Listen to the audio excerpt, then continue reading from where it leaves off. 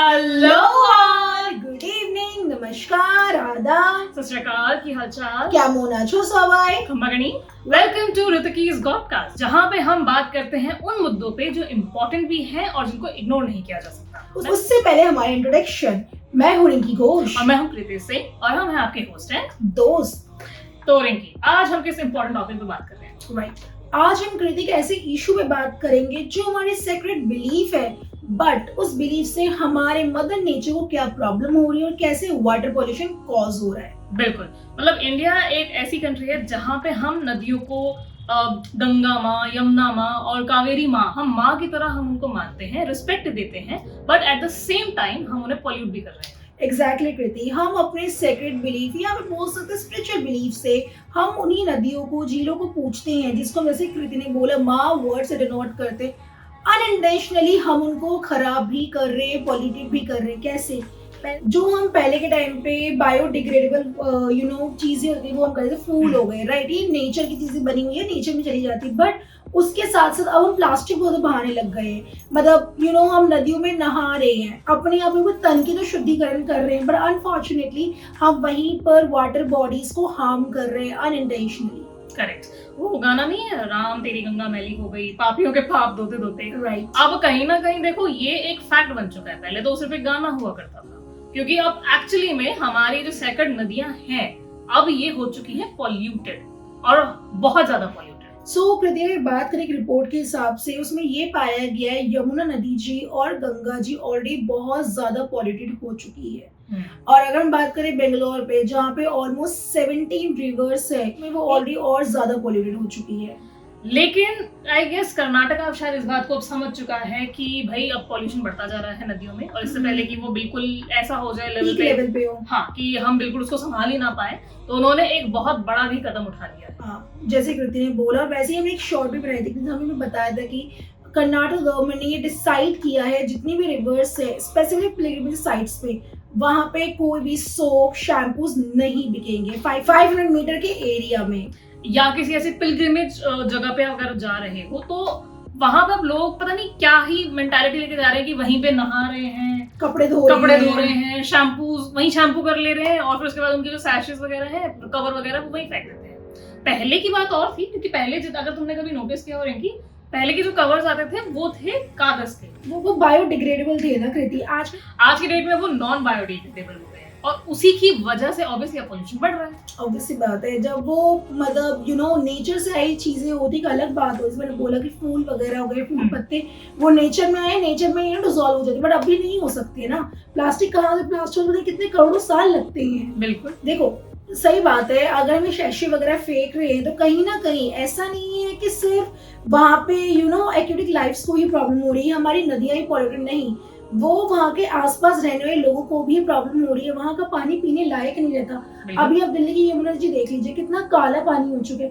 हर बार ऐसा नहीं कि सफाई नहीं होती, सफाई होती, फिर अगेन वही सेकंड बिलीफ के कारण हम उसी को खराब कर देते हैं। अब उसमें क्या हो रहा है, आसपास के लोगों को दिक्कत हो ही रही है। वहाँ पे जो जीव जंतु रहते हैं, मछलियां हो गई या भी बड़े बड़े अदर एक्वेटिक लाइफ एनिमल्स हो गए, उनको भी दिक्कतें होती है। फिर तुम्हें नहीं लगता जो कर्नाटक ने जो स्टेप लिया है वो बाकी स्टेट भी ले सकती है? बिल्कुल ले सकती है। जो very first step we can take is industrial waste को कैसे हम प्रॉपर सेग्रीगेट करके उसको रीयूज कर सकते हैं, that could be a very good option. और प्लास्टिक बैन, मतलब हम ये हर बार हर साल सुनते कि इस बार भी प्लास्टिक बैन हो गया है, लेकिन वो फिर भी कहीं ना कहीं वापस आ ही जाता है, क्योंकि उसके ऑल्टरनेटिव्स जो अवेलेबल है वो बहुत एक्सपेंसिव है। जैसे हमने शायद पहले भी वीडियोस में बात करी हुई है, जो प्लास्टिक के ऑल्टरनेटिव जूट बैग्स वगैरह, वो आपको पैसे देने पड़ रहे हैं, बहुत महंगे पड़ रहे हैं। आप खुद लगाओ 2-2 रुपए 3-3 रुपए, उस पर नहीं करोगे ना, वहीं पर आपको प्लास्टिक बैग फ्री में मिल रही हैं। बिल्कुल, तो ये शायद हमें जो ये इको फ्रेंडली हम जब करते हैं इन बातों को, तो इको फ्रेंडली चीजों को थोड़ा सस्ता होना बहुत जरूरी है, ठीक है, ताकि हम उसको अफोर्ड कर सके उसको लेकर। करेक्ट। इसके अलावा ऑब्वियसली जो ये पिलग्रिमेज साइट्स पे जो विजिट्स करते हैं लोग, उनको थोड़ा सा ये समझाना बहुत जरूरी है कि आप अपना कचरा वापस लेके जाएं, वहां ना फेंकें प्लीज। और इसके अलावा ऑब्वियसली देखो इको फ्रेंडली चॉइसेस रखो, और गवर्नमेंट को इको फ्रेंडली चीजों का बहुत ज्यादा प्रमोशन करना चाहिए, ताकि हम नॉन बायोडिग्रेडेबल चीजों को ना यूज करें और बायोडिग्रेडेबल चीजों को हम यूज कर सकें। चलो ये तो बात हो गई इंडिया। डू यू नो जो बाहर की कंट्रीज हैं, जो फॉरेन कंट्रीज हैं, वो इस जो वेस्ट पॉल्यूशन है या फिर वाटर पॉल्यूशन है, इसको वो कितने अच्छे से हैंडल करती है। जैसे कहते स्वीडन की बात करें, वहाँ पे लेक्स एंड रिवर्स को one of the cleanest reverse and water sources माना जाता है, बिकॉज वहाँ पे वाटर ट्रीटमेंट पे एक स्ट्रिक्ट लॉ है, एज इन वहाँ पे कोई भी वेस्टेज प्रोडक्ट वहाँ नहीं फेंक सकता, और अगर कोई फेंकता भी तो उसको पेनल्टीज वगैरह लगती है और उसके खिलाफ पूरा केस लड़ा जाता है। वहीं पे अगर नीदरलैंड्स की बात करें कृति, वहाँ पे ना जो कनाल्स होते हैं उस पर वेस्ट कैचिंग बोट्स चलती है, यानी जो वाटर पे वेस्ट पड़ती है उसको वो साफ करती, इकट्ठा करती है। ऐसा नहीं कि इंडिया में नहीं चलती, इंडिया में भी चलती, इंडिया में भी हर दिन होती है। तो प्रॉब्लम इज हम लोग प्रॉब्लम है यहाँ पे, हम उस चीज को क्लीन नहीं रखते, शैशे फेंक दिया, वहीं पे नहा लिए, वहीं पे कपड़े धो लिए, but this is not done right.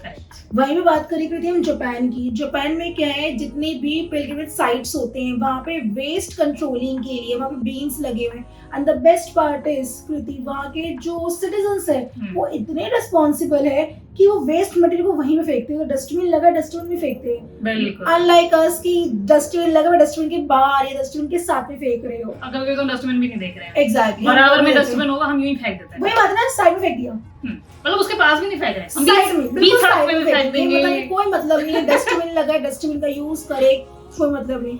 And उसके अलावा से शॉकिंग एंड अमेजिंग पार्ट करती ये है कि वहाँ पे जो नालियाँ बनी हुई ना, वहाँ पे भी फिश तैरती है, तो सोचो पानी कितना साफ हो कि वहाँ पे एक लाइफ है।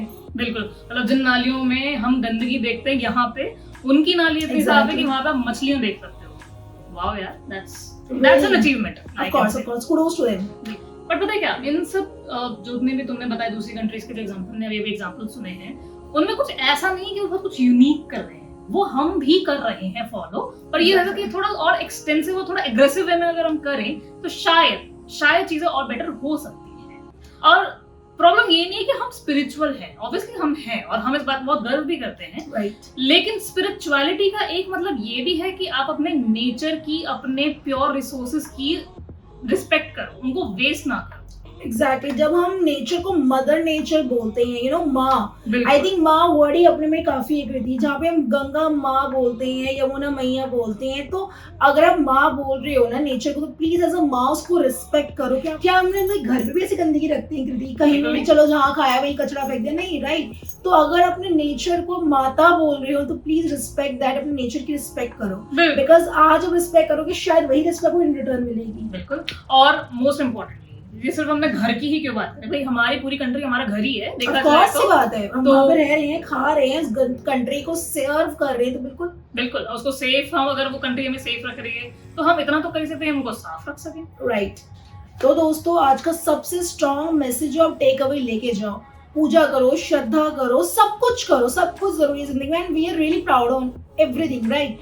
बट सबसे ज्यादा इम्पोर्टेंट, हमारी मदर नेचर, हमारी धरती माँ, हमारी गंगा मैया, हमारी यमुना मैया और बाकी नदियों की प्लीज प्लीज प्लीज रिस्पेक्ट करो, हाथ जोड़ के विनती है, क्योंकि देखो हम ही है, देखो सरकार जो करेगी बट हम ही है रिस्पॉन्सिबल सिटीजन होते हुए ये सारी चीजें कर सकते। कूड़ा करकट मत फैलाओ, नदियों में जाओ डुबकी लगाओ, बट प्लीज वहाँ पे कूड़ा करकट मत फैलाओ, शैम्पू मत करो, सोप मत यूज करो, कपड़े मत धो, जो बहुत घिनौनी हरकतें हैं ऑफ कोर्स। बिल्कुल, और वी रियली होप कि जैसे कर्नाटका ने ये स्टेप लिया है, obviously such a strong step, जिसके लिए हो सकता है हमको बैकलैशेस भी मिले, बट ये एक बहुत अच्छा क्लियर मैसेज उन्होंने दिया है कि अब हमारी नदियां जिनको हम पूजते हैं, अब उनकी हम रिस्पेक्ट भी करना स्टार्ट कर रहे हैं, और अब आसपास जो ये कचरा वचरा ये जो फेंकते हैं उसके अंदर और नदियों में और आसपास भी केमिकल्स जो हम लोग कर रहे हैं, तो अब ये नहीं होना चाहिए, एंड वी रियली विश कि बाकी स्टेट्स भी ये follow, of course and state तो करेगी होपफुली कृति, बट बाकी हम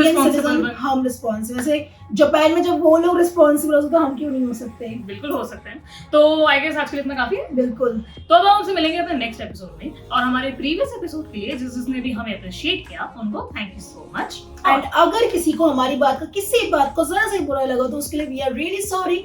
हमारी इंटेंशन कभी किसी को हर्ट करने की नहीं है, अगर कोई भी हो गया गलती से तो we are really sorry for the same. बिल्कुल, तो अब आप बिल्कुल इस एपिसोड को अगर आपको ये अच्छा लगा है तो प्लीज इसको फॉलो करें, इसको लाइक करें और आगे फैला दें, सब्सक्राइब करें, शेयर करें, कमेंट्स भी दें, और कोई और अगर सजेशन है, आप चाहते हैं किसी और टॉपिक में वीडियो में, तो आप कमेंट भी कर सकते हैं हमें, और हमें ईमेल भी लिख सकते हैं किसी और टॉपिक सजेशंस के लिए। बिल्कुल, so till then bye bye, love you all.